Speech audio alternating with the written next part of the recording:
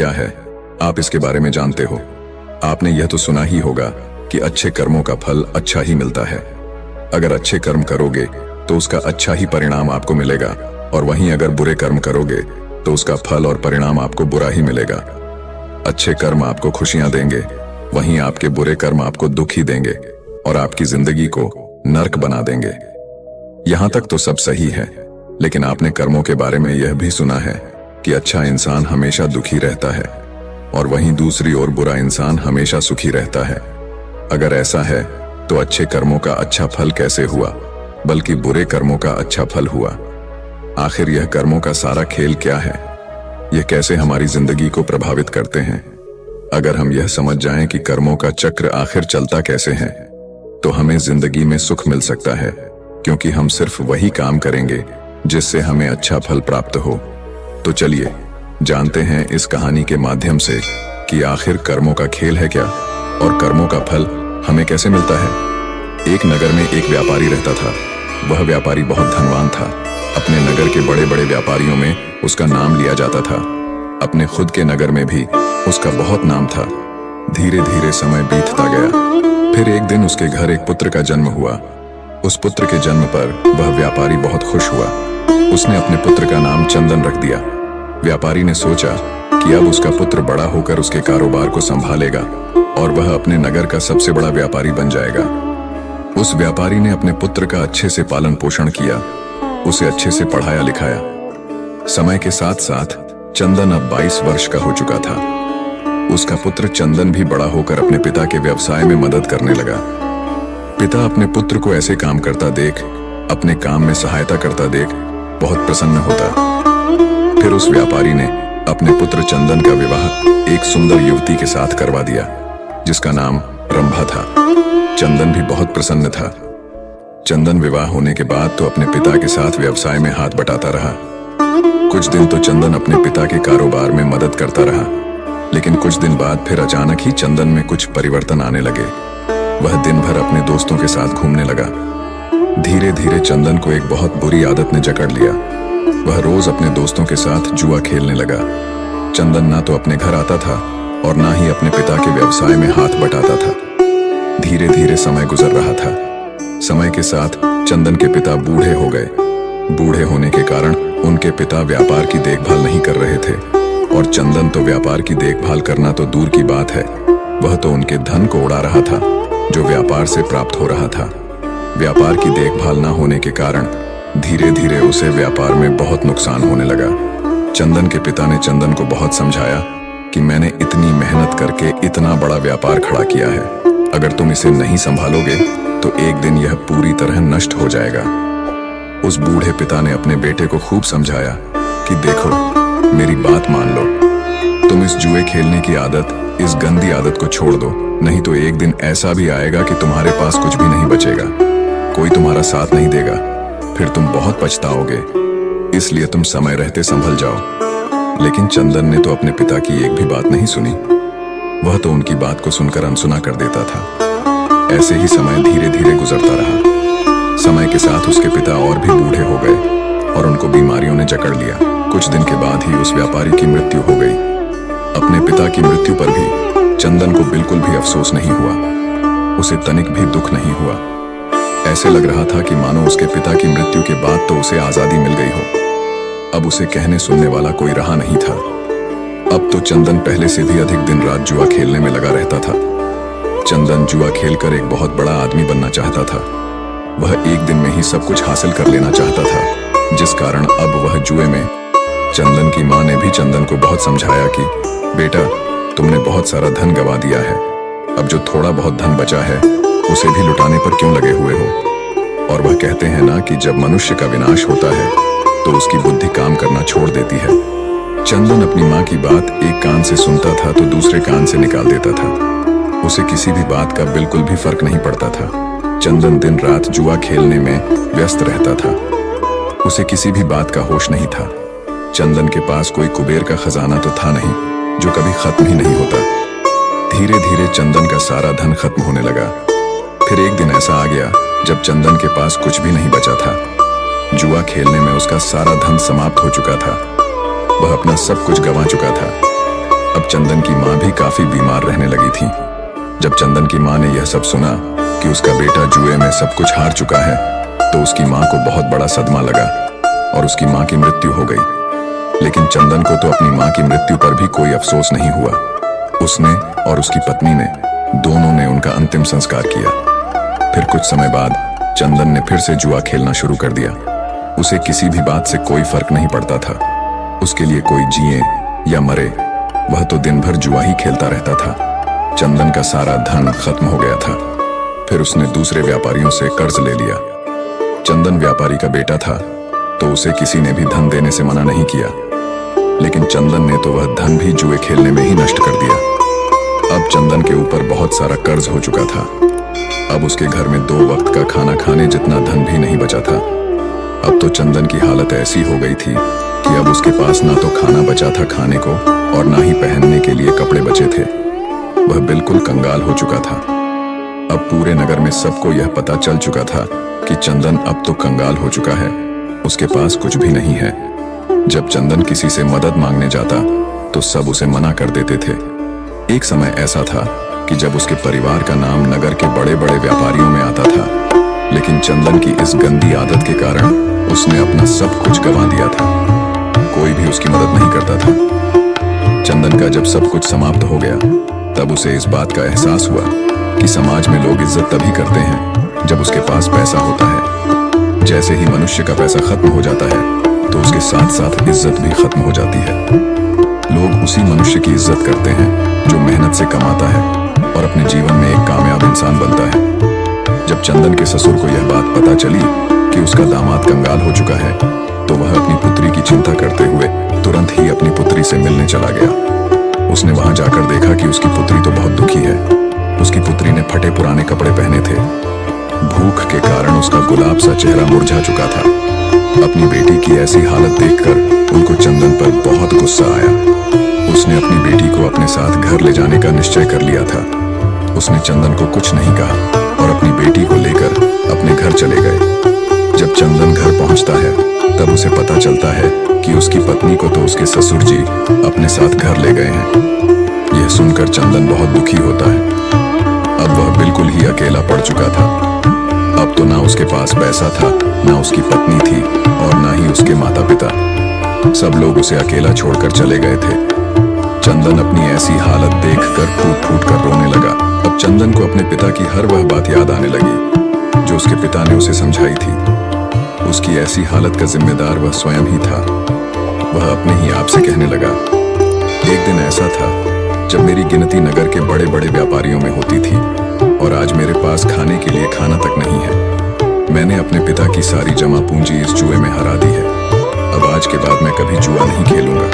अब मैं मेहनत करूंगा और अपना खुद का व्यापार फिर से खड़ा करूंगा। यह सोचकर चंदन अपने ससुर से मिलने के लिए सोचता है ताकि वह उनसे कुछ धन उधार ले सके और अपना व्यवसाय शुरू कर सके। सुबह होते ही वह अपने ससुर से मिलने के लिए निकल पड़ता है। शाम होते होते वह अपने ससुराल के घर तक पहुंच जाता है। ससुराल पहुंचकर वह अपनी हालत देखकर रोने लगता है। अपने फटे पुराने कपड़ों को देखकर वह सोचता है कि वह अपने ससुराल ऐसे फटे पुराने कपड़ों में तो नहीं जा सकता। मेरी थोड़ी बहुत जो इज्जत है वह भी चली जाएगी। मैं इस इज्जत को नहीं गंवा सकता हूँ। मैं साफ सुथरे कपड़े पहनकर ही अपने ससुर से मिलने जाऊंगा। फिर उसे याद आया कि उसके पास पैसे तो हैं ही नहीं। फिर वह नए कपड़े कहाँ से खरीदेगा। अगर वह फटे पुराने कपड़ों में ससुराल जाएगा तो उसकी बची खुची इज्जत भी ऐसे ही खत्म हो जाएगी। यह सब सोचकर वह इधर उधर देखने लगा। उसकी नजर एक कपड़े की दुकान पर जाती है, लेकिन शाम हो जाने के कारण दुकान बंद हो चुकी थी। चंदन ने निश्चय किया कि वह सुबह तक इंतजार करेगा। जैसे ही दुकान खुलेगी तो मैं अपने ससुर का नाम लेकर कपड़े खरीद लूंगा और जब मुझे ससुर जी से पैसे मिल जाएंगे तब मैं इस दुकान वाले को उधार चुका दूंगा। अपने फटे पुराने कपड़ों में ससुराल वालों के घर जाने से अच्छा है कि मैं एक रात इस दुकान के बाहर ही निकाल लूं। यह सब सोचकर चंदन उस कपड़े की दुकान के बाहर ही सो जाता है। रात्रि हो चुकी थी। चारों तरफ सन्नाटा छाया हुआ था। सभी लोग गहरी निंद्रा में सो चुके थे, पर चंदन को नींद नहीं आ रही थी। भूखे पेट भला कोई कैसे सो सकता है। चंदन भूख के मारे इधर उधर करवटें ले रहा था। तभी चंदन ने देखा कि एक युवक चुपचाप दुकान के भीतर जा रहा है। उस युवक के भीतर जाने के कुछ देर बाद ही एक स्त्री भी दबे पांव उसी तरफ आई और दुकान के अंदर चली गई। चंदन को स्त्री अंधेरे में भी जानी पहचानी लग रही थी। चंदन ने उस स्त्री को ठीक ढंग से देखने के लिए दुकान की खिड़की से दुकान के अंदर झांका तो उसने जो देखा वह देखकर उसके होश उड़ गए, क्योंकि वह औरत कोई और नहीं बल्कि उसकी ही पत्नी थी। फिर चंदन ने अपनी पत्नी और उस युवक की बातें ध्यान से सुनी। चंदन की पत्नी उस युवक से कह रही थी, हे मेरे प्राण प्रिय, मैं तुमसे बहुत प्रेम करती हूं और मैं तुमसे विवाह करके पूरी जिंदगी तुम्हारे साथ रहना चाहती हूं। मैंने आज तुम्हें एक राज्य की बात बताने के लिए बुलाया है ताकि हम विवाह के बाद आराम से रह सकें। हमारे पास किसी भी चीज की कोई कमी ना हो। उस युवक ने बड़ी उत्सुकता के साथ पूछा, कौन सा राज? तुम किस राज की बात कर रही हो? फिर चंदन की पत्नी ने उस युवक से कहा, मेरे ससुर जी बहुत धनी व्यापारी थे। उनके पास बहुत सारा धन था। उन्होंने अपने जीवन में बहुत कठिन परिश्रम किया था और खूब सारा धन कमाया था। उन्होंने अपने जीवन में 4 घड़े सोने के सिक्कों से भरवाकर मकान के चारों कोनों में गड्ढा खोदकर छुपा दिए थे। यह काम उन्होंने इसलिए किया था ताकि बुरे समय में उस धन का उपयोग किया जा सके। उन्होंने अपने बेटे को तो उस धन के बारे में कभी नहीं बताया, क्योंकि उन्हें डर था कि कहीं वह उनका जुआड़ी बेटा उस धन को भी जुए में न गवा दे। फिर मेरे ससुर की मृत्यु होने के बाद मेरी सास ने मुझे यह सब बताया था। यह सारी बात सुनकर वह युवक बोला, अब मुझे क्या करना चाहिए? तुम जैसा कहोगी मैं वैसा ही करूंगा। फिर चंदन की पत्नी ने उस युवक से कहा, तुम जल्दी से मेरे ससुराल जाओ और मेरे मूर्ख पति से वह मकान खरीद लो। वह मकान तुम्हें आसानी से दे देगा, क्योंकि उसने अपनी सारी जमा पूंजी तो जुए में हरा दी है। अब उसके पास कुछ भी नहीं है और उसे पैसों की बहुत जरूरत है। फिर तुम उस मकान के चारों कोनों की खुदाई करना और फिर उन चारों घड़ों को अपने में कर लेना, जिसके बाद हमें कभी भी धन कमाने की आवश्यकता नहीं पड़ेगी और फिर हम पूरा जीवन खुश रहेंगे। अपनी पत्नी की यह सारी बातें सुनकर चंदन को गहरा आघात लगा। वह सोचने लगा कि आज मेरी बुरी आदतों के कारण मेरी पत्नी मेरी नहीं है, बल्कि वह पराये पुरुष के साथ है, उसका साथ दे रही है और उससे विवाह करने की योजना बना रही है। लेकिन मैं ऐसा कभी होने नहीं दूंगा। मैं अपने पिता की कमाई हुई दौलत को इस आदमी के हाथों कभी नहीं जाने दूंगा। माना कि मैं बुरी संगत में पड़ गया था, मुझे जुआ खेलने की गंदी लत लग गई थी, लेकिन अब मुझे सब कुछ समझ में आ गया है। अब मैं अपने पिता की दौलत को इस तरह लूटने नहीं दूंगा। मुझे पता है कि मेरे पिता ने यह दौलत कितनी मेहनत से कमाई थी। यह सब सोच चंदन तुरंत अपने नगर के लिए निकल जाता है। सुबह होते होते वह अपने घर पहुंच जाता है। घर पहुंचकर वह बिना कोई समय गवाए अपने घर के चारों कोनों की खुदाई करना शुरू कर देता है। खुदाई करने के थोड़ी ही देर बाद उसे वह चारों घड़े मिल जाते हैं, जिसे देखकर चंदन बहुत खुश हो जाता है और अपने पिता को धन्यवाद करता है। फिर वह उन चारों घड़ों से सोने के सिक्कों को निकाल लेता है और उन घड़ों में कोयला भरकर वापस उसी जगह पर रख देता है। इसके बाद चंदन अपनी पत्नी के प्रेमी का इंतजार करता है। कुछ दिनों के बाद उसकी पत्नी का प्रेमी उसके घर आता है। वह उसके घर आकर उसे बोलता है, मैंने सुना है कि तुमने अपना सब कुछ गंवा दिया है, पर तुम्हें पैसों की बहुत आवश्यकता है। तुम मुझे यह अपना घर बेच दो, क्योंकि मुझे इस नगर में अपना व्यवसाय शुरू करना है। मुझे घर की जरूरत है और तुम्हें पैसों की। तुम्हें पैसे मिल जाएंगे और मुझे घर। इससे हम दोनों की जरूरतें पूरी हो जाएंगी। चंदन तो इसी मौके के इंतजार में था। उसे उस आदमी की सारी योजना पहले से ही पता थी। उसने तुरंत अपना मकान उसे बेच दिया। फिर चंदन मकान बेचने से मिली रकम और सोने के सिक्कों को लेकर दूसरे नगर को चला गया, ताकि वह वहां जाकर अपना व्यवसाय शुरू कर सके। वहां पहुंचकर चंदन ने अपना व्यापार शुरू कर दिया। शुरू में उसे बहुत कठिनाई हुई। उसने खूब मेहनत की और अपने आप को बुरी आदतों से दूर रखा। व्यापार में कभी कभी थोड़ी थोड़ी ऊंच नीच हो जाती थी, लेकिन उसने सब कुछ संभाल लिया। आखिर वह भी व्यापारी का ही बेटा था। उसे व्यापार के बारे में सारी जानकारी थी। धीरे धीरे चंदन का व्यापार चल पड़ा। थोड़े से दिनों में ही उसने बहुत सारा धन कमा लिया। फिर उस नगर में रहने वाले एक सेठ की नजर चंदन पर पड़ती है। सेठ ने चंदन को देखकर यह सोचा कि यह युवक बहुत बड़ा मेहनती है। इसने इतने कम दिनों में अपने व्यापार को बुलंदियों पर पहुंचा दिया है। मैं अपनी बेटी की शादी इस युवक से कर देता हूँ। मुझे अपनी बेटी के लिए इससे अच्छा लड़का तो मिल ही नहीं सकता है। फिर वह सेठ उसी वक्त चंदन के पास आया और चंदन के सामने शादी का प्रस्ताव रख दिया। चंदन ने भी सेठ का प्रस्ताव स्वीकार कर लिया। सेठ ने फिर कुछ दिन बाद अपनी बेटी की शादी चंदन से करवा दी। अब चंदन के पास वापस पहले जैसा सब कुछ हो गया था। उसने धन कमा लिया था, इज्जत कमा ली थी और शादी भी हो गई थी। अब उसके पास सब कुछ था। अब चंदन अपना जीवन हंसी खुशी से व्यतीत करने लगा। अब उसके पास किसी भी चीज की कोई कमी नहीं थी। उधर चंदन की पुरानी पत्नी का प्रेमी वह घर पाकर बहुत खुश हो रहा था। लेकिन जब उसने मकान के चारों कोनों की खुदाई की तो उसे सोने के सिक्कों के बदले कोयले के भरे घड़े मिले। कोयले से भरे घड़े को देखकर वह छाती पीट पीट कर रोने लगा। उस युवक को चंदन की पत्नी पर बहुत क्रोध आ रहा था। वह सोच रहा था कि काश उसने उसकी बात नहीं मानी होती। उसने मुझे ठगा है। अगर मैंने उसकी बात नहीं मानी होती तो मुझे आज अपना धन नहीं गंवाना पड़ता। मुझे ना तो सोने के सिक्के मिले और ना ही मेरे जीवन भर की पूंजी मेरे से छीन गई। इस घर को खरीदने में मैंने अपना सारा धन गंवा दिया है। अब मेरे पास कुछ भी नहीं बचा है। मैं तो बिल्कुल कंगाल हो चुका हूँ। उस युवक ने निश्चय किया कि अब वह अपनी प्रेमिका यानी चंदन की पत्नी को सबक सिखाएगा। वह वापस अपने गांव लौटा और अपनी प्रेमिका को बुलाया और कहा, रंभा, तूने मुझे ठगने की कोशिश की है। मेरी सारी जमा पूंजी तूने बर्बाद कर दी। अब मेरे पास कुछ भी नहीं बचा है। तूने क्या कहा था कि उन घड़ों में सोने के सिक्के मिलेंगे, पर उन घड़ों में तो कोयले हैं। तुमने मुझे बर्बाद कर दिया, मुझे कहीं का नहीं छोड़ा। मैंने तुम्हारे ऊपर विश्वास कैसे कर लिया था।